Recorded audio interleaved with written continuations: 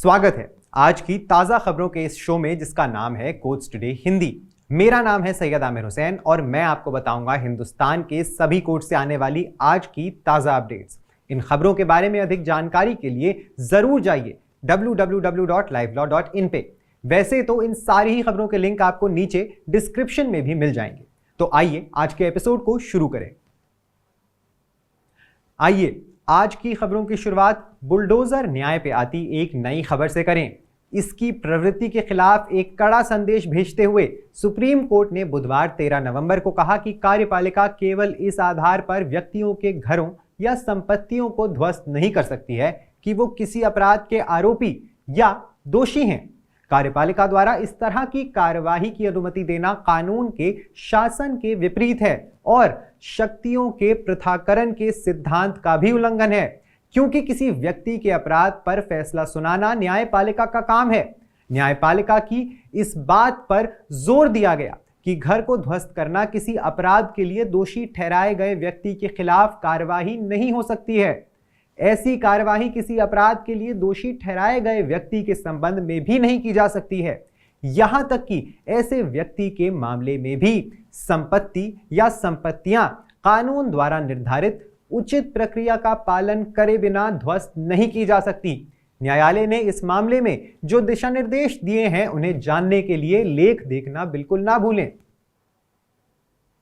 राष्ट्रवादी Congress party यानी NCP से जुड़े विवाद पर सुनवाई करते हुए सुप्रीम कोर्ट ने बुधवार 13 नवंबर को मौखिक रूप से अजीत पवार समूह से कहा कि वो महाराष्ट्र विधानसभा चुनाव के लिए अपनी प्रचार सामग्री में शरद पवार की तस्वीरों और वीडियो का इस्तेमाल ना करें। कोर्ट ने एनसीपी अजीत पवार से कहा कि उन्हें अपनी अलग पहचान के आधार पर चुनाव लड़ना होगा। कोर्ट ने अजीत पवार से कहा कि वो अपनी पार्टी के सदस्यों को शरद पवार की तस्वीरों और वीडियो का इस्तेमाल ना करने का निर्देश भी दें। न्यायमूर्ति सूर्यकांत और न्यायमूर्ति उज्जवल भुइयान की पीठ शरद पवार द्वारा दायर एक आवेदन पर सुनवाई कर रही थी, जिसमें अजीत पवार को महाराष्ट्र विधानसभा चुनाव के लिए घड़ी के प्रतीक का उपयोग करने से रोकने की मांग की गई थी। इससे पहले कोर्ट ने अजीत पवार को घड़ी के प्रतीक के संबंध में समाचार पत्रों में एक अस्वीकरण प्रकाशित करने का भी निर्देश दिया था। अदालतों में शौचालय की व्यवस्था से जुड़ी खबर में सुप्रीम कोर्ट ने 12 नवंबर को एक याचिका पर सुनवाई की। याचिका में देश भर के न्यायालय परिसरों और न्यायाधिकरणों में पुरुषों, महिलाओं, विशेष रूप से विकलांग व्यक्तियों और ट्रांसजेंडर व्यक्तियों के लिए स्वच्छ शौचालयों की मांग की गई है। न्यायमूर्ति जेबी पारदेवाला और न्यायमूर्ति पंकज मित्तल की पीठ ने इस जनहित याचिका पर सुनवाई करते हुए पूछा कि क्या इस बात का कोई डेटा है कि उच्च न्यायालयों में महिला न्यायिक अधिकारियों के पास निजी शौचालय हैं या नहीं। न्यायालय ने संघ के लिए अतिरिक्त सॉलिसिटर जनरल ऐश्वर्या भाटी से पूछा कि क्या सभी महिला न्यायिक अधिकारियों को उच्च न्यायालयों में जहां वो काम कर रही हैं निजी शौचालय तक पहुंच है। जब प्रतिक्रिया साफ नहीं थी तो न्यायमूर्ति पारदेवाला ने कहा कि गुजरात की एक युवा महिला न्यायिक अधिकारी ने निजी शौचालयों की पहुंच की चिंता को दर्शाते हुए सर्वोच्च न्यायालय को एक पत्र लिखा था। मध्य प्रदेश उच्च न्यायालय ने सोमवार 11 नवंबर को एक जनहित याचिका पर राज्य बार काउंसिल को नोटिस जारी किया, जिसमें 4 महीने तक वकीलों का नामांकन ना करने का आरोप लगाया गया था। इंदौर में मध्य प्रदेश उच्च न्यायालय बार एसोसिएशन के पूर्व संयुक्त सचिव राकेश सिंह भदौड़िया द्वारा दायर याचिका के अनुसार लगभग 6000 कानून स्नातकों के साथ प्रशासनिक बैकलॉग है जो नामांकन की प्रतीक्षा कर रहे हैं। जस्टिस संजीव सचदेवा और जस्टिस विनय सराफ की खंडपीठ ने मामले की सुनवाई 26 नवंबर को रखी है। याचिका में कहा गया है कि ये निष्क्रियता भारतीय संविधान के अनुच्छेद 19 भाग 1 उपभाग जी के तहत प्रदत्त पेशे को आगे बढ़ाने और आजीविका सुरक्षित करने के उनके मौलिक अधिकार का उल्लंघन है।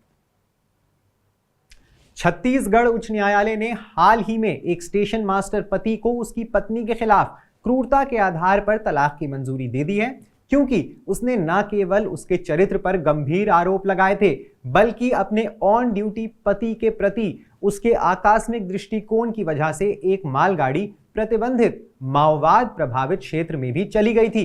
फैमिली कोर्ट के उस आदेश को रद्द करते हुए जिसने अपीलकर्ता पति को तलाक देने से इनकार कर दिया था, न्यायमूर्ति रजनी दुबे और न्यायमूर्ति संजय कुमार जायसवाल की खंडपीठ ने कहा कि प्रतिवादी पत्नी द्वारा अपीलकर्ता और उसके रिश्तेदारों के खिलाफ दहेज के साथ साथ शारीरिक और मानसिक यातना देने के गंभीर आरोप लगाए गए हैं, जिससे अपीलकर्ता के चरित्र पर हमला हुआ है, जो क्रूरता के समान है।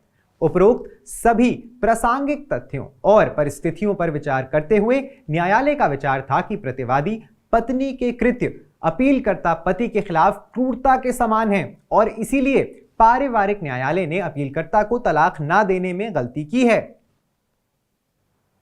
ज्यादा जानकारी के लिए सब्सक्राइब करिए हमारा YouTube चैनल या विजिट करिए हमारी वेबसाइट www.livelaw.in, जहां आप इन सारी ही खबरों के बारे में अच्छे से जान सकते हैं। लाइव लॉ हिंदी पे आपको हिंदी में सारी ताजा अपडेट्स भी मिल जाएंगी।